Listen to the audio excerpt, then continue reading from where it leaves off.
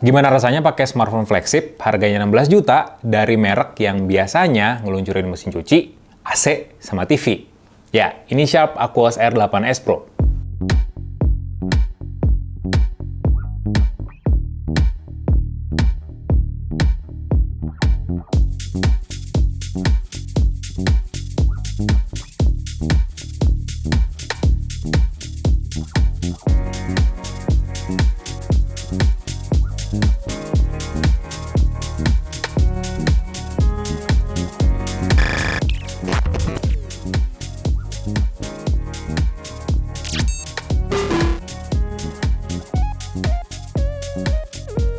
Langkah Sharp di industri smartphone Indonesia bisa dibilang sangat nekat, karena berani ngelawan Samsung, Xiaomi, Oppo, dan lain sebagainya lewat smartphone flagship yang harganya beneran gak ngotak. 15,9 juta untuk smartphone bertenaga Snapdragon 8 Gen 2 dan kamera yang menurut gue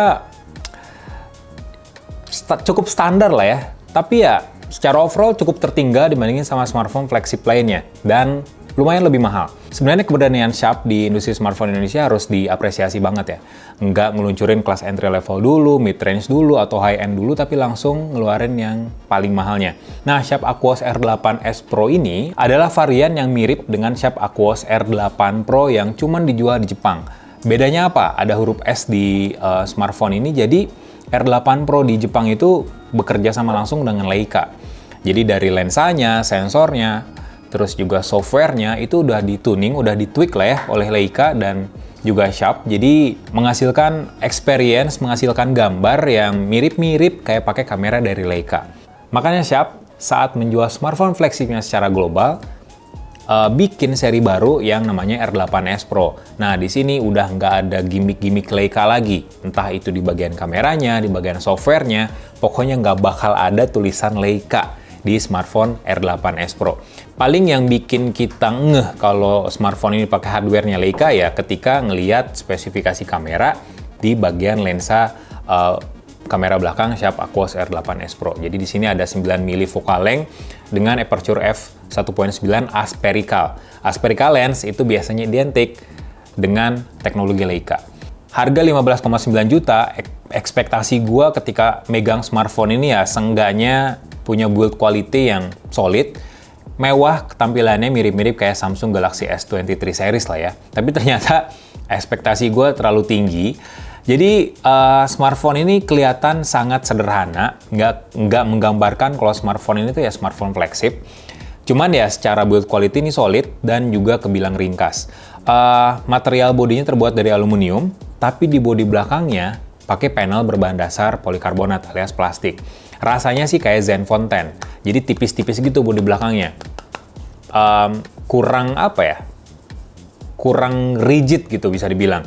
Nah, bodi aluminiumnya sendiri sih udah solid banget, ini udah bikin pas smartphone-nya di genggaman.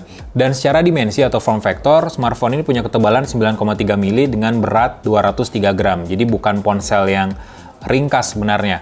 Terlebih ya ukuran layarnya sendiri nggak gede-gede banget sih, 6,6 inci doang. Cuman plusnya, Sharp Aquos R8s Pro ini punya jack audio 3,5 mili di bagian atasnya. Jarang-jarang smartphone flagship punya jack audio 3,5 mili. Dan juga rating IP68. Jadi smartphone ini bisa dicemplungin sedalam 1,5 meter dalam durasi waktu 30 menitan. Jadi tetap aman buat ngonten di dalam air. Salah satu yang menurut gue cukup unik dari smartphone ini adalah bentuk dari bingkai kameranya. Nggak kayak smartphone Android sekarang nih ya, yang bentuknya kayak gitu-gitu aja. Smartphone ini bentuknya lingkaran dengan ada tekstur kasar di sekeliling lensanya. Dan di bagian tengah ini lensa atau sensor 1 inci yang jadi fitur utama dari Sharp Aquos R8s Pro. Kalau dari jauh sih smartphone ini beneran kelihatan kayak smartphone kamera ya, kayak kamera pocket. Kayaknya bakal lebih cakep sih kalau ada tulisan Leica di sini. Sayangnya ya kerjasama Leica dengan Sharp terbatas, nggak secara global kayak dengan Xiaomi. Kalau smartphone flagship lain pakai panel Dynamic AMOLED, LTPO OLED, Super AMOLED, OLED, dan lain sebagainya, Sharp Aquos R8s Pro pakai panel sendiri nih. Panel yang menurut gua unik, IGZO OLED. IGZO tuh akronim dari indium, gallium, zinc, dan oxide yang biasanya dipakai Sharp untuk Smart TV terbarunya, Smart TV kelas high-end. Nah, Exo sendiri lebih bagus lah daripada panel Super AMOLED atau panel OLED lainnya karena konsumsi dayanya rendah, tapi ngeluarin warna dan detail yang lebih bagus. Itu klaimnya Sharp. Cuman kalau beneran dipakai nih, gue pakai Sharp Aquos S8s Pro sebagai daily driver, layar 6,6 inci dengan resolusi WUX GA+ ini tuh memang kelihatan secara detail ya, secara detail memang kelihatan lebih bagus. Cuman untuk warnanya masih kurang tajam dibandingin sama Dynamic AMOLED-nya Samsung di Galaxy S23 series atau bahkan di Galaxy Z Fold 5 series. Warnanya sih kayak berasa kurang terang, apalagi ya memang secara intensitas cahaya dari smartphone ini nggak tinggi-tinggi banget tingkatan nitsnya.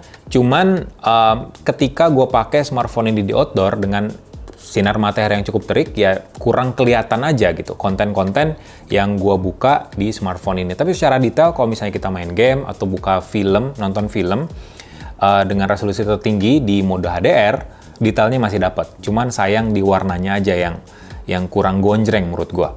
Refresh rate dari smartphone ini juga adaptif dari 1 Hz sampai 240 Hz. Ini lumayan, ini sangat bagus karena bahkan melampaui smartphone gaming yang launching secara resmi di Indonesia. Rata-rata ya 120, 144, sampai 165. Ini adaptif sampai 240 Hz.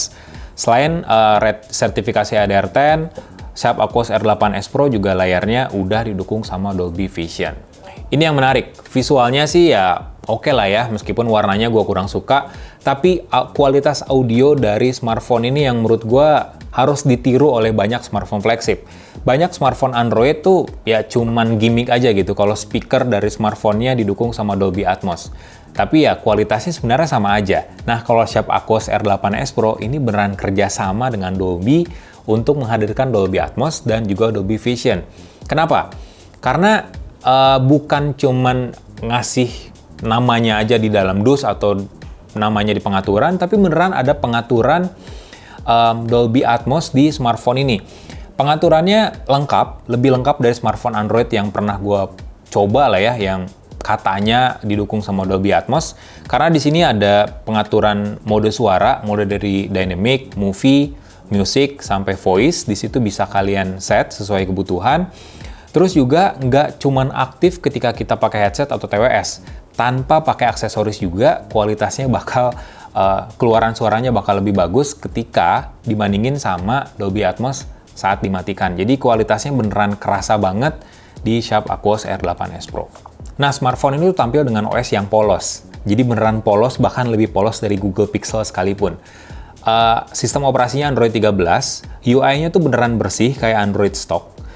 Tapi bersih banget sih bisa dibilang. Mirip-mirip kayak Android Go Edition. Saking bersihnya, nggak banyak bloatware di sini. Bloatware-nya paling ya cuman 3 sih. Ada aplikasi dari Sharp bawaan dan juga ada aplikasi streaming pihak ketiga yang bisa kalian install semuanya. Jadi beneran tampilannya bersih kayak gini. Cuman ada aplikasi Google, udah.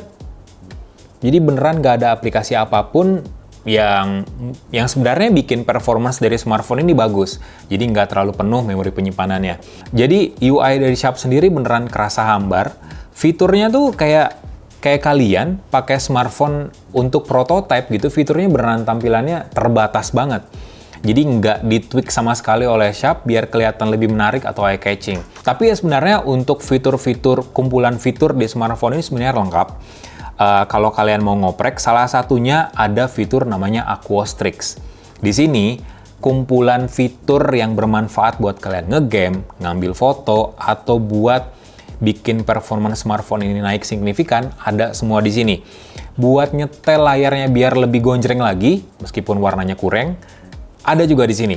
Bahkan fitur-fitur untuk ngontrol anak-anak, kalau misalnya HP ini dikasih buat anak-anak kalian juga ada, sampai fitur yang berkaitan dengan charging juga ada di Sharp Aquos R8s Pro.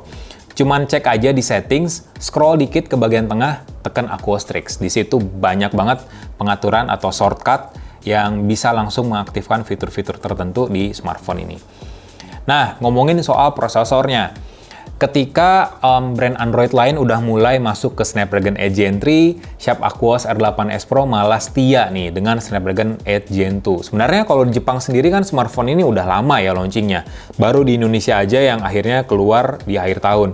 Nah, Snapdragon Edge Gen 2 ini ya nggak lemot juga sih. Ini masih kebilang SoC yang andal, yang kenceng juga, yang kemampuannya nggak mengecewakan lah. Tapi untuk sebuah smartphone yang harganya 16 juta, gue kurang puas dengan performance yang dikasih oleh smartphone ini. Nah, prosesor ini dipaduin sama RAM LPDDR5X 12GB kapasitasnya dengan memori penyimpanan UFS 4.0 256GB yang bisa ditambahin pakai slot microSD yang unik di bagian atas sampai 1 TB. Gua ngetes di Antutu Benchmark, skornya kurang memuaskan untuk sebuah smartphone 16 juta karena cuma 1,3 juta poin aja. Bahkan jauh lebih rendah dibandingin sama smartphone Snapdragon Edge Gen 2 yang pernah gua review, misalnya kayak ROG Phone 7 dan lain sebagainya, yang rata-rata skornya di atas 1,5 juta poin. Nggak cuman performance-nya aja yang menurut gue mengecewakan, stabilitas GPU dari smartphone ini juga rendah bisa dibilang. Diuji di 3D Mark pada skema with live extreme stress test, jadi stabilitasnya tuh cuman 57,1% aja.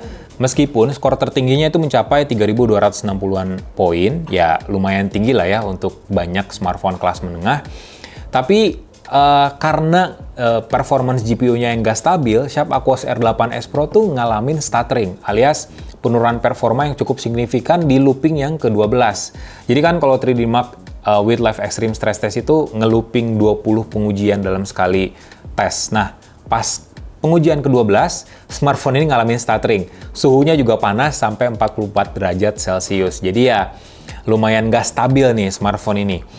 Untuk di PC Mark sendiri, kelihatan jelas ketidakstabilan dari Aquos R8S Pro karena meskipun skornya tinggi, mencapai 17 ribuan poin, tapi performance-nya terpantau naik turun. Rata-rata performa yang dikasih di bawah 40%-an aja, jadi nggak maksimal performance berdasarkan 3 pengujian yang gue cobain di smartphone ini. HP 16 juta, gue aja sering ngerosting Samsung. Kenapa sih HP mahal masih aja pakai fast charging 25 watt? Ini lebih parah, baterainya 5000 mAh, harganya 16 juta, dan dikasih fast charging cuma 27 watt aja. Tapi memang agak mendingan sih. Adapter charger dan kabel USB-nya udah disertain di paket penjualan, jadi kalian nggak usah beli lagi. Cuman yang nggak bisa gue terima, kenapa 27 watt? Karena ngecas baterai 5000 mAh dengan fast charging berdaya sekecil itu butuh waktu yang cukup lama gitu. Karena gua sendiri ngecas smartphone ini butuh waktu lebih dari 2 jam alias 128 menit biar baterai smartphone ini full charge. Ini bahkan nggak lebih canggih dari Redmi Note series yang udah 67 watt atau bahkan Reno series dari Oppo yang bisa tembus ke 67 watt atau di atas 60 watt gitu ya. Jadi ya cukup mengecewakan lah ya untuk smartphone 16 juta, fast charging 27 watt, butuh 2 jam lebih buat ngecas. Biasanya kan kalau punya HP flagship pengennya serba cepet, tapi ini enggak ternyata. Untungnya, daya tahan baterainya lumayan bagus, bisa tahan dengan screen on time 12 jam untuk pemakaian yang cukup berat. Pakai skenario gue ya, karena gue biasanya ngetik draft kerjaan, medsos rutin, main game juga sering, nonton film, dan ternyata smartphone ini bisa tahan lebih dari 12 jam. So, ya ada plus minusnya lah. Bagian kamera sih sebenarnya nih, yang jadi salah satu fitur andalan dari Sharp Aquos R8S Pro. Seperti yang gue bilang tadi, spesifikasi kameranya itu mirip persis dengan R8 Pro yang dijual di Jepang. Jadi smartphone ini punya sensor 1 inci sebagai kamera utamanya, 47 megapiksel, yang dikembangin bersama Leica. Meskipun nggak ada embel-embel Leica di sini, tapi ya ini tuh pakai hardware-nya dari Leica gitu. Bukaan lensanya f1.9, terus focal length setara dengan lensa 19 mili, terus juga ada kamera lainnya, itu sensor depth, resolusinya 1,9 megapiksel, tanpa ada lensa ultrawide dan telefoto. HP mahal, kamera belakangnya cuma 2. Oke, Sharp, ini langkah yang sangat berani. Di bagian depan cuman ada kamera selfie 12,6 megapiksel di bagian tengah atas layarnya alias punch hole. UI kamera dari smartphone ini tuh sangat sederhana, tapi ya meskipun UI-nya sederhana, ternyata fiturnya lengkap. Cocok banget buat kalian yang suka foto-foto atau ngambil video yang cukup serius, karena sistem kamera smartphone ini ketika dipaduin menghasilkan gambar yang cukup realistis dari warnanya, detailnya juga jernih dan minim noise. Dan yang menarik, meskipun nggak ada kamera ultrawide, sensor 1 inci ini ternyata bisa ngambil di mode ultrawide 0,7 kali. Jadi sebenarnya meskipun 2 kamera ini doang, Tapi sensor 1 inci kamera utamanya bisa dipakai buat ngambil 3 angle sekaligus. Ultra wide, wide, dan juga telephoto. Untuk perbesarannya sendiri, optikalnya itu 2 kali, 3 kalinya udah hybrid, dan seterusnya udah pasti digital zoom. Gua sendiri nyaranin ke kalian buat yang punya HP ini ya, untuk ngambil maksimal 3 kali perbesaran aja, karena gambarnya bakal lebih optimal. Untuk warna dan detailnya juga, secara gambar, secara kualitas ya bagus sih, cuman ada beberapa kekurangan khususnya buat kalian yang sering foto malam pakai smartphone ini. Gua agak heran, dia udah pakai Snapdragon 8 Gen 2 yang harusnya SoC yang kenceng. Segala prosesnya bakal lebih singkat lah, satset. Tapi ternyata kalau pakai smartphone ini buat motret malam, night mode contohnya, proses pencitraannya butuh beberapa detik buat menghasilkan satu foto. Jadi lemot nih pemrosesan citranya. Ketika kita pencet tombol shutter, cekrek gitu ya, itu masih muter tombol shutternya, ya 3-4 detik baru ngasilin gambar. Pas gambarnya kita tekan, si gambarnya masih nge-reload buat menghasilkan warna atau detail yang udah ditweak oleh AI dari Sharp Aquos R8S Pro. Jadi ya, untuk menghasilkan satu foto malam agak butuh waktu beberapa detik sih untuk pakai Sharp Aquos R8S Pro ini. Cuman ya gue yakin ini adalah bug software, jadi ya Sharp harusnya ngasih update buat tingkatin performance dari smartphone ini biar lebih lancar aja performance smartphone-nya dan juga pencitraan dari kameranya. Sebenarnya tantangan terbesar dari Sharp untuk jualan Aquos R8S Pro, terlebih ya target pabrikan ini tuh nggak muluk-muluk, cuma 2.000 unit aja penjualannya ya. Ibaratnya ya cuma ngegaji karyawannya aja kali ya, keuntungan dari smartphone ini. Cuman tantangan terbesarnya buat Sharp adalah, ya ini HP mahal, dan banyak yang lebih worth it dari smartphone ini. Bahkan dari Samsung juga ada yang lebih cakep dari Aquos R8S Pro dengan harga yang lebih murah. Cuman ya, kalau kalian mengesampingkan harga sebenarnya, ya Aquos R8S Pro ini tuh ya punya potensi yang besar sih, asalkan si Sharp benar-benar memaksimalkan performance, memaksimalkan fitur dari smartphone ini by software update misalnya. Ya, entah itu dari kamera, dari kestabilan kinerjanya, karena gue yakin ya ini mah cuman sebatas bug software aja. Dengan ngasih update Android 14 misalnya, ya gue yakin masalah-masalah ini bakal hilang juga dan ningkatin value dari Sharp Aquos R8S Pro. Dan smartphone ini juga bisa jadi opsi lah ya di saat bosennya industri smartphone Indonesia dengan merek yang ngeluarin flagship tuh itu aja gitu. Apple, Samsung, Oppo, Apple, Samsung, Oppo. Dan Sharp bisa ngeluarin seri sekalian flagship yang jadi penantang, tapi bukan penantang serius juga, dari brand-brand yang rutin ngeluarin flagship di Indonesia. Jadi ya sebenarnya ini awalan yang bagus, tapi juga jadi tantangan terbesar Sharp di industri smartphone Indonesia. Gua rasa sih harusnya tahun ini Sharp bakal bisa lebih cepet ya ngeluarin smartphone flagshipnya, nggak telat mulu, karena bakal kehilangan momen yang udah digerus abis oleh Xiaomi 14 mungkin yang bakal launching di tahun ini, Galaxy S24 series, rangkaian smartphone lipat, bahkan mid-range dan high-end yang kayaknya bakal rame banget di pasaran smartphone Indonesia. So, itu aja sih review lengkap Sharp Aquos R8S Pro. Tungguin review lainnya di channel Yuzon Tech, asalkan kalian subscribe channel ini, nyalain loncengnya, like juga video ini, kasih komen, dan share jangan lupa di medsos kalian. Gue Faisal, pamit.